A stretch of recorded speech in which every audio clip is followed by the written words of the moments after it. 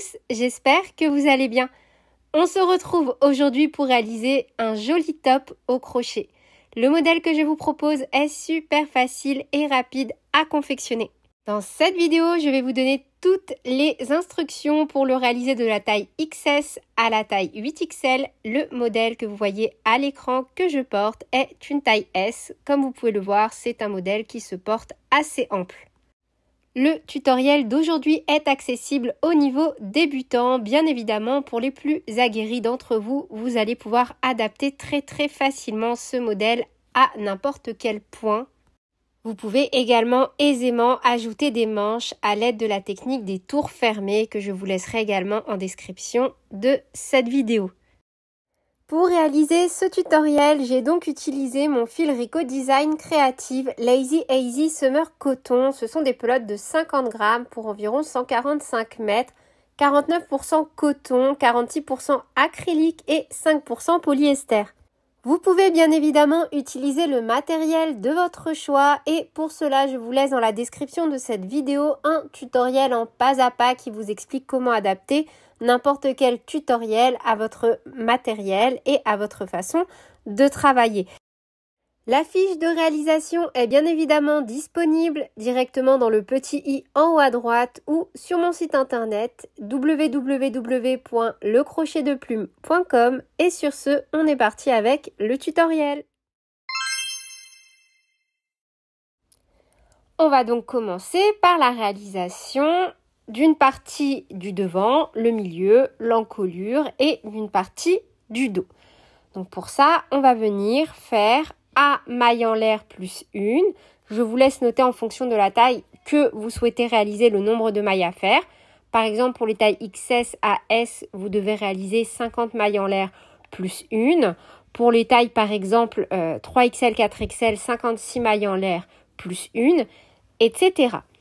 Donc la valeur A va se répéter 3 fois sur le devant, sur l'encolure et sur le dos. Donc par exemple, pour une taille M, A, donc le devant va faire A maille en l'air, l'encolure A maille en l'air et le dos A maille en l'air, soit 52 plus 52 plus 52. Tout ça pour dire que si vous souhaitez adapter la taille de votre encolure, vous allez pouvoir réduire seulement sur l'encolure ou à l'inverse augmenter 2 par 2 les mailles. Cette valeur A au niveau de l'encolure va déterminer la profondeur du décolleté. Si vous souhaitez un décolleté donc moindre, vous retirez des mailles. Si vous souhaitez à l'inverse un décolleté plus important, vous êtes libre d'en ajouter en fonction de votre aisance et de vos goûts. Donc on va commencer avec le crochet numéro 4 par réaliser une maille chaînette en fonction de la taille que l'on souhaite réaliser. Pour ma part, je viens me confectionner une taille S, je vais donc venir réaliser 50 mailles en l'air plus une. Une fois que c'est fait, on va donc sauter la première maille, piquer dans la deuxième à partir du crochet et on va donc venir tout simplement travailler à l'arrière de la chaînette, voyez vraiment dans les boucles derrière et revenir en demi-bride. Donc pour ma part, je vais venir réaliser un total de 50 demi-brides et vous devez faire donc la valeur A en demi-bride. Si par exemple vous faites une taille 8XL, vous devez revenir avec 60 demi-brides. Et je vous recommande de marquer à chaque fois la première maille de chaque nouveau rang à l'aide d'un petit marqueur pour vos mailles. Une fois que c'est fait, on va venir réaliser A maille en l'air x 2. Donc, on va déjà commencer par réaliser A maille en l'air pour l'encolure. Donc, pour ma part, vu que je réalise encore une fois une taille S, je viens faire 50 mailles en l'air supplémentaires. Puis, je referai 50 mailles en l'air supplémentaires, cette fois-ci pour la partie du dos. Et à cela, j'ajouterai de nouveau une maille en l'air supplémentaire pour venir lever mon rang. Donc par exemple, pour une taille S, vu que je fais 2 fois A, je dois venir faire 100 mailles en l'air plus une. Ces 100 mailles en l'air correspondent à la partie de l'encolure et à la partie du dos. Donc en image, j'ai déjà réalisé 50 mailles en l'air supplémentaires pour l'encolure Et je viens de nouveau donc ajouter 50 mailles en l'air, cette fois-ci pour la partie du dos. J'ai donc bien 50 mailles pour le devant, 50 mailles pour l'encolure et 50 mailles pour le dos. Une fois donc mes mailles en l'air réalisées, j'ajoute donc ma maille en l'air supplémentaire pour lever le rang. Je pique dans la deuxième maille à partir du crochet et je viens réaliser de nouveau à demi-bride. Donc pour ma part, encore une fois, vu que je fais une taille S, je viens réaliser 50 demi-brides. Et de nouveau, faites bien attention, on pique bien à chaque fois à l'arrière de la chaînette au niveau de la boucle derrière. On ne pique ni dans le brin avant, ni dans le brin arrière. Une fois que l'on a donc réalisé nos demi-brides sur la partie du dos, on va venir faire donc de nouveau une maille chaînette de A maille en l'air pour venir réaliser le deuxième côté de notre encolure. Donc là, on est en train de démarrer le côté de l'encolure gauche et c'est exactement là où on reprendra avec l'étape numéro 2, la réalisation du côté gauche. Donc pour ma part, je refais 50 mailles en l'air puisque encore une fois, je fais une taille S et je viens faire une maille coulée dans la dernière maille en l'air de ma chaînette initiale, qui correspond également à la dernière demi-bride du rang numéro 1. On vient faire une maille en l'air et avant de stopper notre fil, je vous recommande fortement de venir essayer donc votre ouvrage sur vous pour être sûr que l'encolure vous correspond, sachant que elle va quand même se resserrer un petit peu. Donc ne la diminuez pas de trop non plus si vous êtes dans l'optique de vouloir diminuer le col. Voilà, mais voilà, je pense que c'est un point important de venir essayer quand même votre encolure. Et si c'est ok pour vous, une maille en l'air, on coupe et on va passer à la réalisation donc du côté gauche, donc à l'étape numéro 2.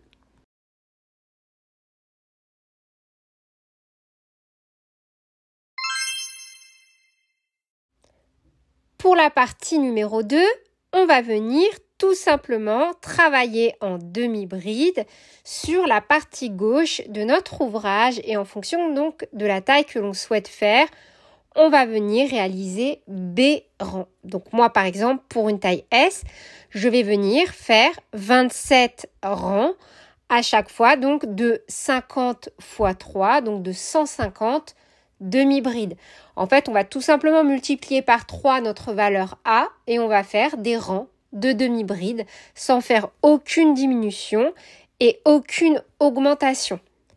On va commencer par attacher le fil sur la première maille du rang numéro 1 et on va venir faire une maille en l'air.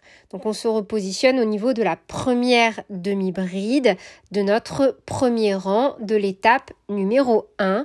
On rattache notre fil, on fait un petit nœud de sécurité et on va tout simplement travailler une demi-bride dans chaque maille du rang précédent.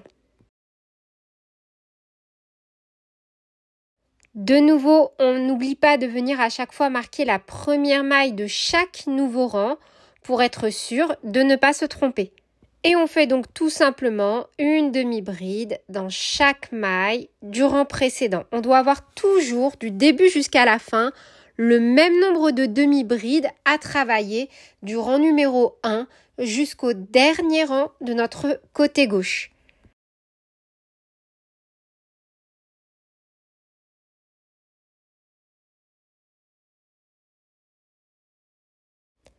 Et au niveau de la maille chaînette, on va de nouveau travailler à chaque fois en piquant seulement dans les brins à l'arrière de la chaînette. Et moi, par exemple, pour une taille S, puisque j'ai fait une chaînette de 50 mailles en l'air pour mon encolure, je viens travailler 50 demi-brides au niveau de l'encolure. Et comme lorsque l'on a travaillé sur la chaînette initiale, on travaille, encore une fois, seulement dans la boucle à l'arrière. On ne pique ni dans le brin avant, ni dans le brin arrière. C'est grâce à cela que l'on va obtenir une jolie bordure en forme de petits maillons sur notre encolure. Et on reprend donc sur l'autre côté, cette fois-ci en piquant au niveau des deux brins, avec à chaque fois une demi-bride dans chaque maille du rang précédent. Vraiment, j'insiste sur le fait que vous devez avoir 3 fois la valeur A et à chaque fois le même nombre de mailles du début jusqu'à la fin sur toute la partie de la réalisation du côté gauche. Et pour le rang suivant, on débute chaque rang de la même façon, une maille en l'air, on tourne et on vient piquer dans chaque maille du rang précédent et on fait à chaque fois une demi-bride dans chaque maille. Donc moi, encore une fois, vu que je fais une taille S, là je suis à mon rang numéro 2 et je vais venir faire un total de 27 rangs.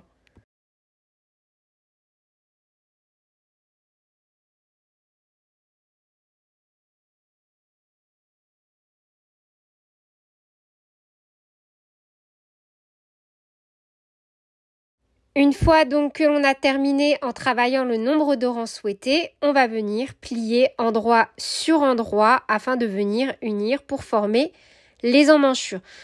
Donc comme vous pouvez le voir, j'ai déjà réalisé l'intégralité de mes rangs de ma partie gauche.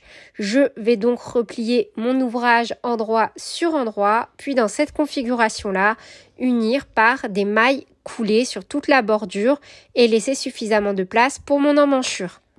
Donc positionné endroit sur endroit, on fait une maille en l'air et on va venir donc tout simplement travailler en maille coulée en piquant donc hop,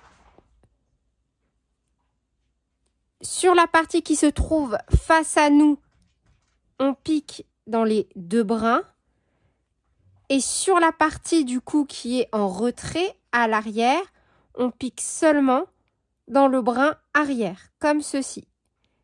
Et on vient faire donc autant de mailles coulées que nécessaire en fonction de la taille que l'on réalise ou en fonction de notre aisance.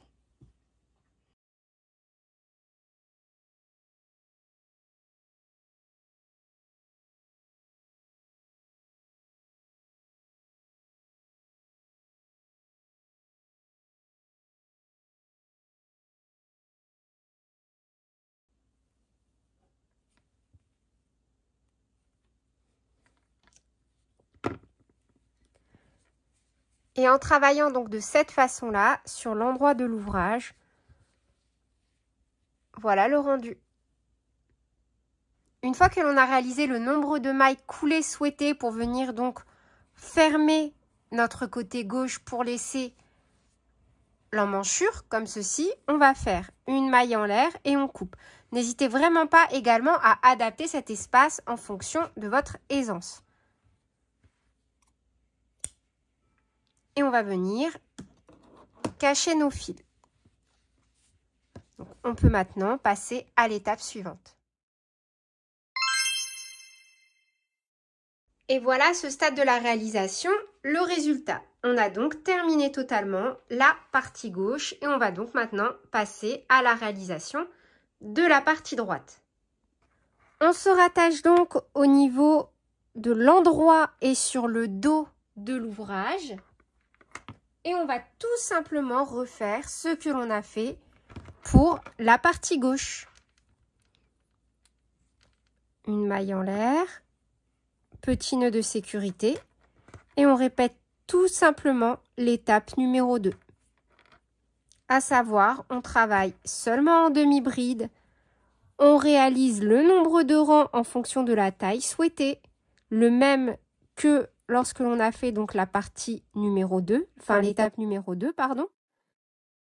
Et on viendra unir sur l'envers de l'ouvrage de la même façon pour venir créer notre emmanchure.